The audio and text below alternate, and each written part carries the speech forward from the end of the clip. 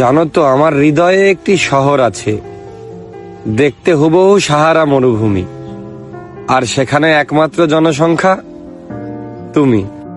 তবে যদি কখনো আমি তোমাকে আর ভালো না বাসি, আমার এই অনুভূতির বিলুপ্তি ঘোষণা হয়, তবে জেনে নিও, আমার এই হাওয়া চালিত ইঞ্জিনের হাওয়া এ জনমের মতো ফুরিয়ে গেছে।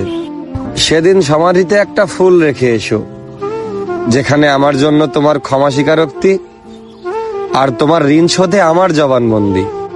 তবে আমার একটা শেষ ইচ্ছা আছে।